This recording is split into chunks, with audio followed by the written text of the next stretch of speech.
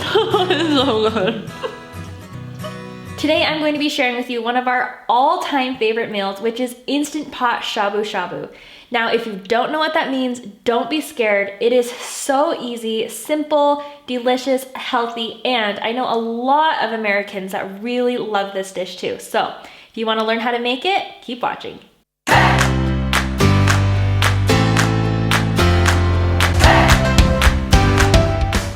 In case you're new here, I'm Lisa Childs, and every Sunday I share with you a new video about Instant Pot cooking. Today we're going to be using our Instant Pot as a hot pot. It is such a fun eating experience. We love doing this with friends and family because it's just so collaborative, it's fun, and everyone loves it. Shabu Shabu is a Japanese dish, but it's basically just like French fondue. Think of it like this. So we have our meats that are shaved super thin so they cook really quickly when you dip them into the Instant Pot. And then we have all these amazing vegetables. We've got Napa cabbage, shiitake mushrooms, green onions, beach mushrooms, enoki mushrooms, seafood mushrooms, tofu. Oh my gosh, all of those combined in this beautiful, amazing ponzu seasoning sauce is just to die for. I know that if you try this, you are going to love it. And so I'm excited to show you how to make it today. I first mentioned using the Instant Pot as a hot pot in my video 26 Instant Pot tips. If you haven't already watched that, make sure you watch that after you watch this. But I had so many people request a video on how to make it because I think a lot of people want to try it, but they just don't know which ingredients to get, where to get them in the store, and how to make it. So today I'm going to share with you all of that. First, let's head over to the Asian grocery store and I'm going to show you everything that you need, plus where to find it. Hey you guys, I am here at Ocean Mart in Sandy, Utah. We are here to pick up ingredients for Instant Pot Shabu Shabu.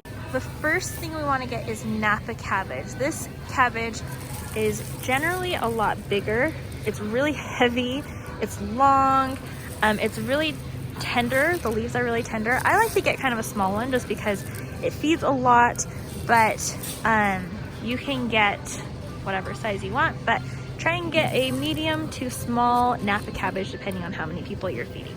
There's these cabbages, which is just regular cabbage, and Taiwanese cabbage, but you can see the texture and the size are a lot different, so get the Napa cabbage. So next up are mushrooms. So these are like oyster mushrooms, shiitake mushrooms. I like to get the dried shiitake mushrooms. I don't ever get just regular white whole mushrooms. We always want to get the enokis. These are what I use in my hot and sour soup recipe. They're like super long and they're light. They're so good. I'm also going to grab some of these beach mushrooms. I like getting these brown ones. They have a little bit better flavor, like this, beach mushrooms. So I'm going to grab some of these seafood mushrooms as well as one of these enoki mushrooms, a bigger pack. Here we've got some bok choy. Bok choy would be an amazing, yummy addition. I don't buy it because that's just not one of our favorites, but I have eaten it before with it and it is so good. The next thing we need to get for our shabu shabu is very thinly sliced meat. So you can see this, it says boneless pork belly shabu. So if you see shabu anywhere, that is what you want. So I usually get pork. Here they have lamb, choice beef short plate, sliced beef. They usually have like brisket, tongue. So my recommendation would be to get anything that says shabu on it. And for 4 people, 4 adults, I would get 3 of these packs. So I'm just gonna get a variety of meats and I'll show you what I get. If your Asian market does not have shabu shabu meat or thinly sliced meat, which I've never seen one that doesn't, but you can ask the butcher. They almost always will cut it for you. And so just ask them if they'd be willing to slice something up for you or if they have it in the back. You can't do shabu shabu without tofu. So I like to get this House Foods brand. This is the brand that my mom bought growing up. I've used it for 20 years. I like getting the soft. You can get the firm or the medium firm, but my favorite is soft. This is what I use for pretty much everything. So I usually get about 2 of these.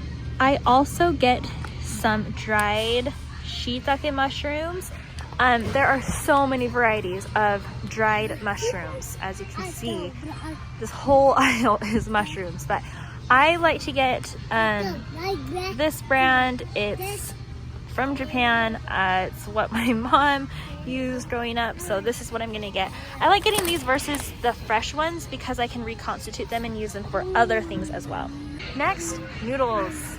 So many varieties of noodles in Asian cuisine. I think we probably invented them. So I know you like noodles. Okay, so I'm going to find the noodles I like. They're called shirataki noodles, and they are so good.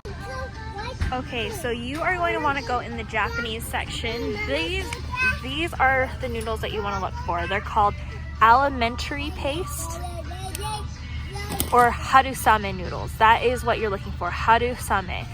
These cook really quickly and they are so good in shabu shabu. So this is not the same brand that I have at home, but it will work. Harusame. Or you can get these ones. See, it says harusame right here. Just get I would just buy one pack of these for, a bunch of adults. So to flavor the broth, usually you use something called kombu. This is like a huge thing of it. If you can't find a small thing of it, I just wouldn't get it. Just use water, it will be just fine. So like this and this, it's called dried kelp or kombu. It will be right next to like the seaweed, the nori. And also what I see here is, this is like Chinese hot pot seasoning. You can buy this if you want kind of a different flavor. They have like spicy ones, they've got broth flavor. This is for the Chinese version. We're making the Japanese version, so that is why I'm not gonna buy one of these. The last thing you need for shabu shabu is sauce. So the first one is goma sauce. So it looks like this. This is different. This is Kewpie. It has like mayonnaise in it. This is goma sauce. That is one of the options. My absolute favorite and a necessity when you're making shabu shabu is ponzu. This is the brand that I like. It's from Japan. This one's really good. I've also tried this one. It's just a little bit more expensive. It has lime.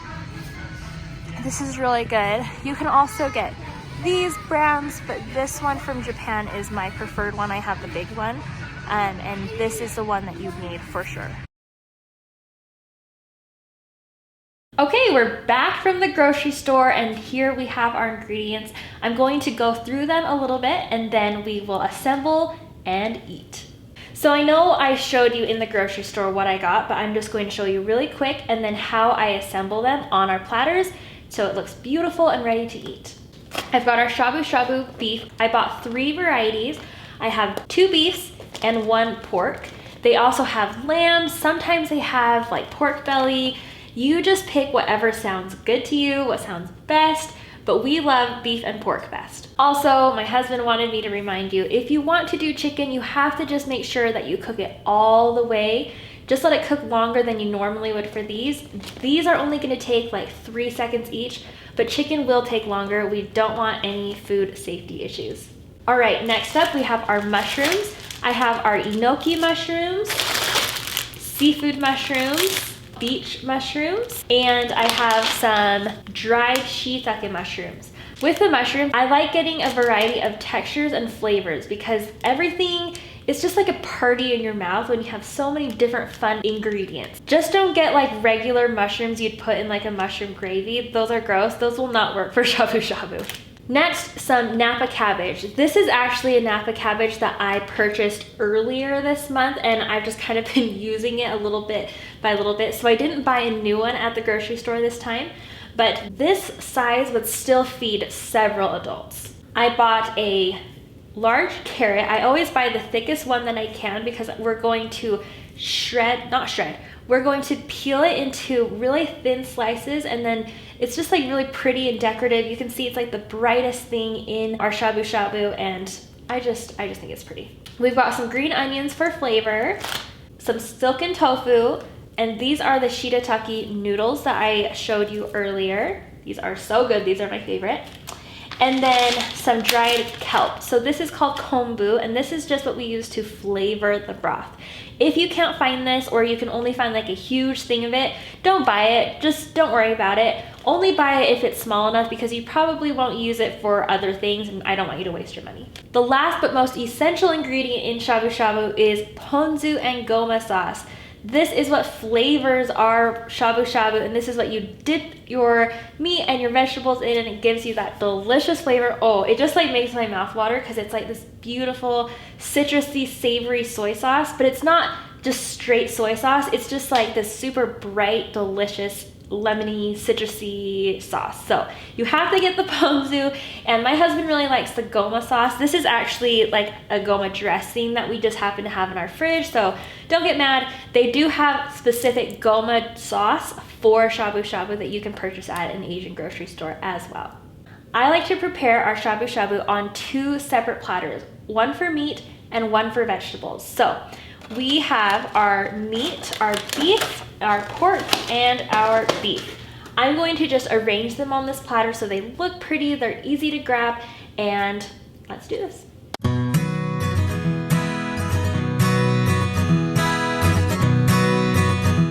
Okay, one more thing. This meat is so thin. This is thinner than deli meat, like this. So you can see it's super thin.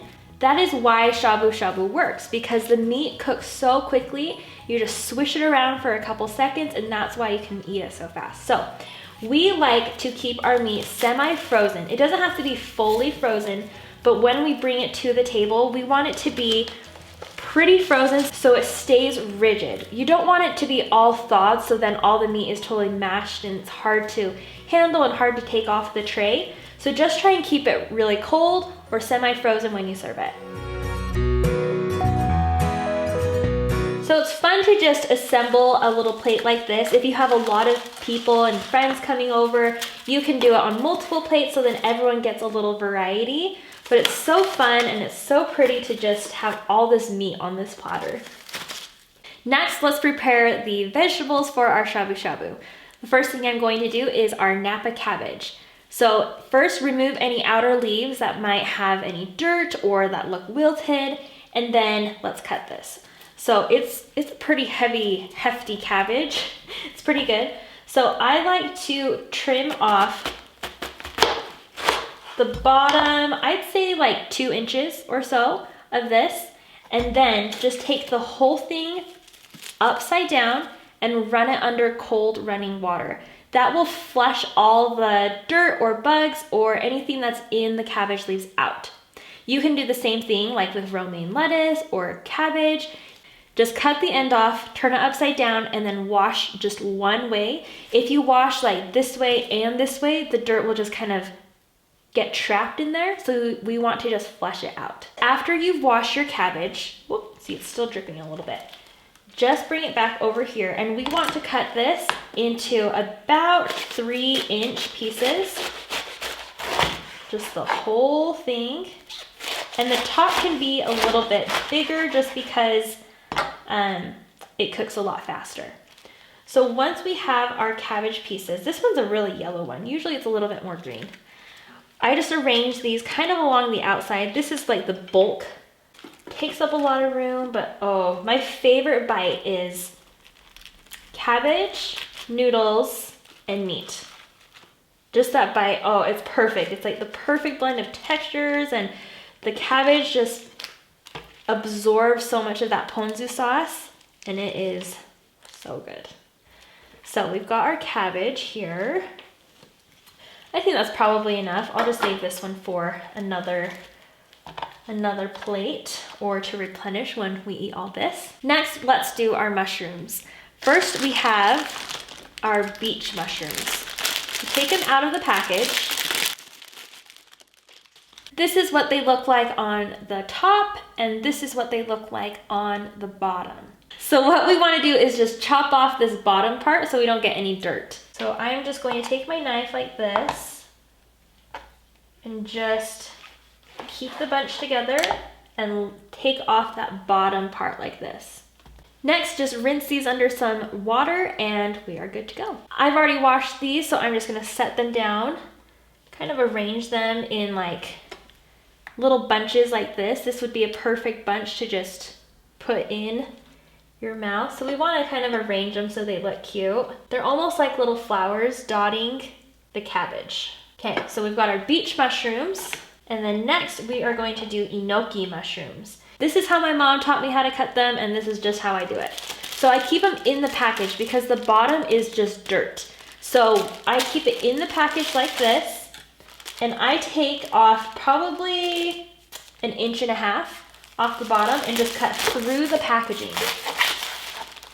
So that way you just keep all that dirt on the bottom. Then we just slide them out of the package like this, and I'll just give these a quick rinse and we're ready to assemble these as well. Don't tear them apart when you're washing them, wait until after. Okay, same thing as our beach mushrooms. We want to kind of break them off into individual serving sizes. So we have like just a tiny little group of these beautiful enoki mushrooms. I'm going to line them around the edges of my tray. These are so good. I put these in my Instant Pot hot and sour soup recipe, and I put these in miso soup. I love enoki mushrooms. They're one of my favorites. It's kind of fun to arrange things like this because it's just so fun to make food look beautiful, right? Okay, next we are gonna do our seafood mushrooms. These actually look a lot like enoki mushrooms. They're just a little bit bigger. I love the texture. It gives them a nice little bite to them.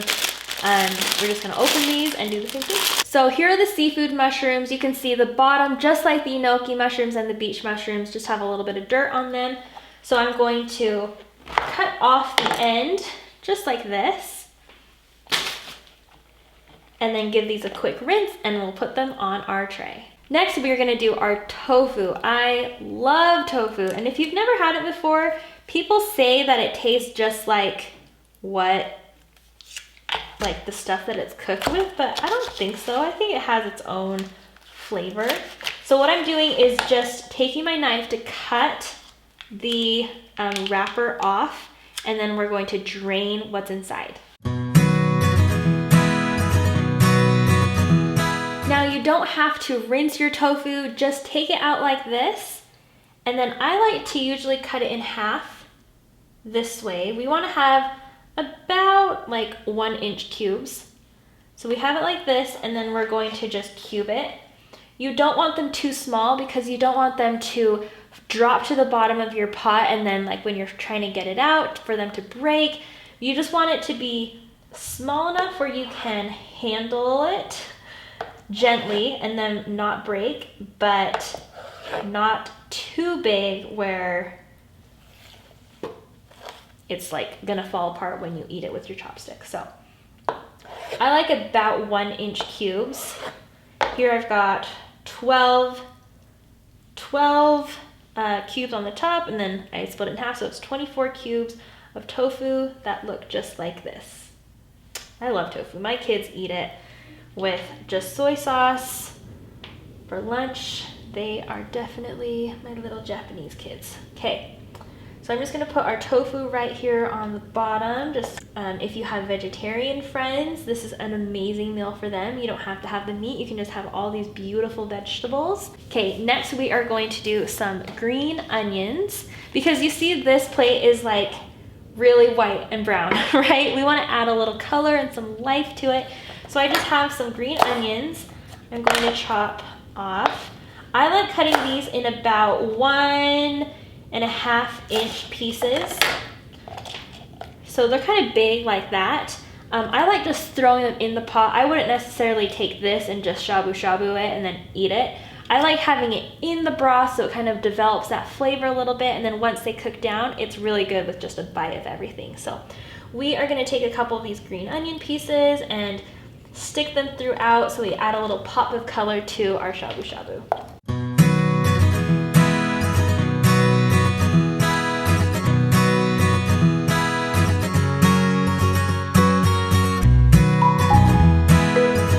What I like to do is buy the thickest carrot I can find. And when you go to an Asian grocery store, I don't know why, but the carrots there are always so big. Okay, I've got my carrot and I rinsed it, and I'm just going to take off this first layer of skin. Don't want that. And then I'm going to show you, if I had like a really cute like flower cookie cutter, like a little mini one. Last time I was in Japan, there was this really cute cherry blossom one that was like this big. It would have been perfect for these carrots. I contemplated getting it, and I regret it every single time. Just always have to buy it when I think about it. Okay, so I've got my carrot like this. I've done one layer of peeling, just the skin off. And then I'm gonna take my vegetable peeler like this and then start peeling long slices in one direction. So we wanna press down as hard as you can. So you get these nice long strips.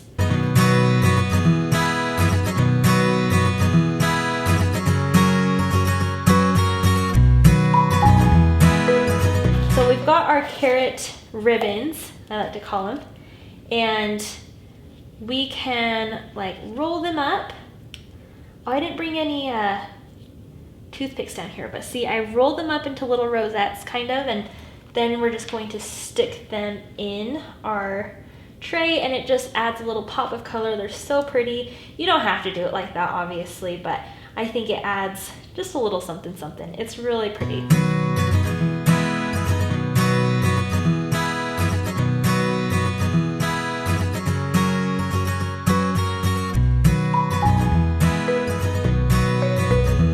So like I mentioned earlier, this is one of our favorite family meals. It's so fun to do with a group of people. My husband loves shabu shabu. He actually lived in Japan for 2 years on a church mission, and so he fell in love with it there.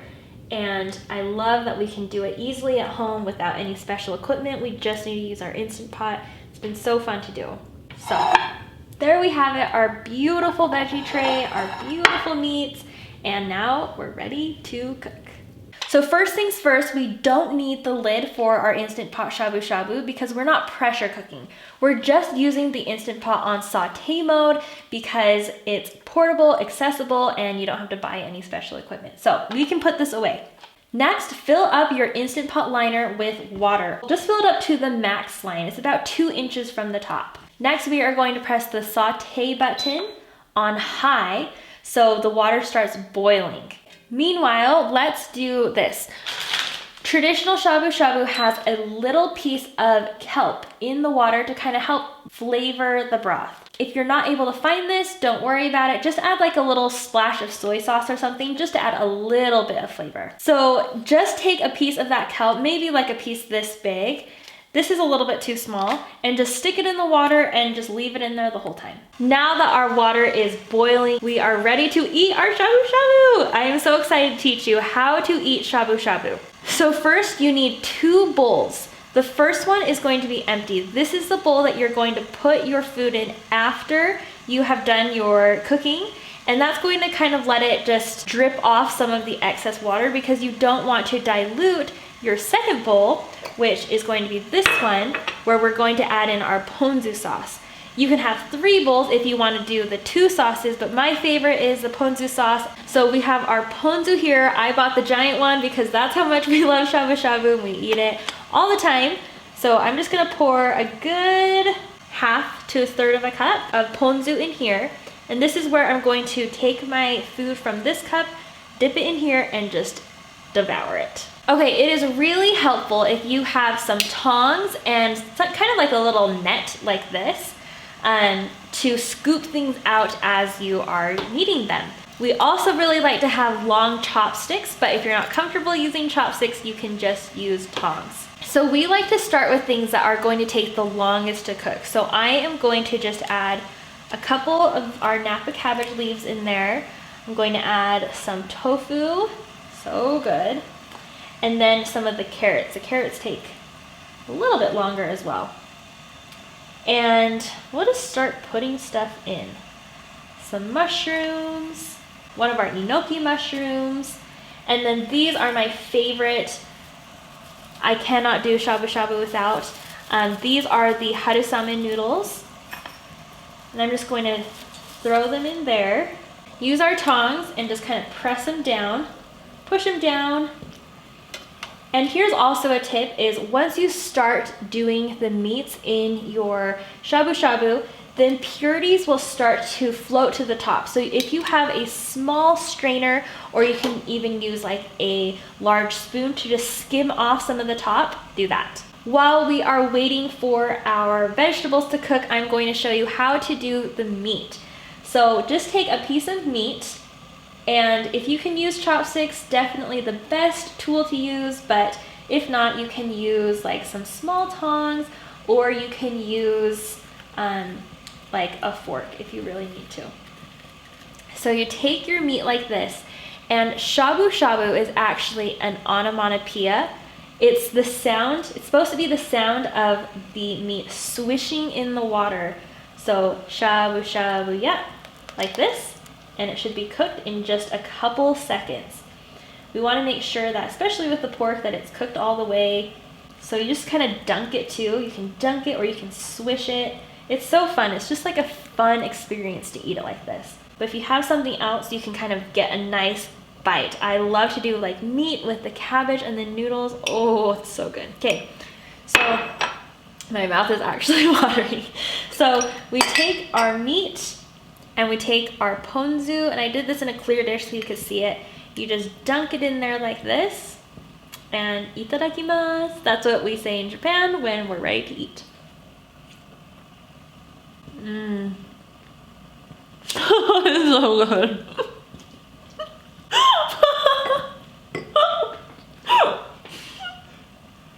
If you have never watched Mark Wiens, was it Wiens? On YouTube, if you need happiness in your life, just go watch his channel. He has the best eating joy face. Like, my husband and I are like, he is like the best. He takes a bite of food and his face just melts into this amazing smile, and he's like, I can't even do it. But that's kind of what it reminds me of, because it's like every bite of food he eats, he just makes it seem like it's the best food in the whole world. So I think his channel is called Migrationology. We started watching his channel years and years ago, but it makes me so happy. So definitely go watch that. All right, I think we're getting close here. Let's go down here, check our noodles. Those are perfect. So we're gonna add some noodles. You know, I'm gonna use my tongs for this one. So we've got some of our mushrooms, noodles, and our cabbage. That is gonna be a really unattractive bite for me to eat on camera, so I'm not going to do that. And I'm actually just gonna throw a couple of these pieces of meat in. Makes it a little bit faster. Just make sure that you're like mixing them around so they loosen up and they are ready to go. Look at that, already done. So fast, right? Brett is joining us because who can resist? We're gonna do a little bit of meat and some noodles. Just dunk it in that ponzu. And if your ponzu starts tasting diluted, just dump it and add a little bit more to your bowl. You don't want to eat this with diluted stuff, so here. Wait, you gotta come over here. Oh, I'm ready. Okay, ready? Don't like splash it at me. You got it all over your chin. How is it? So do the good. face. The Mark Wiens face. It's just the best. Okay, I'm gonna have some of these yummy enoki mushrooms like this. Mmm. I need more. So good. So good. It's just the perfect balance in your mouth. There's a little bit of meat, like the texture from the mushrooms, this bright acidity from the ponzu. Guys, you are going to love this. And it's not that hard, right? It's not that intimidating. I showed you where to get the ingredients in the grocery store. I showed you which meats to get. And it is so fun. So let me know if you have a shabu shabu party. And even if you don't make this one, tell me in the comments what your favorite Asian food is. Okay, make sure you watch my 26 Instant Pot do's and my 26 Instant Pot don'ts. See you next time.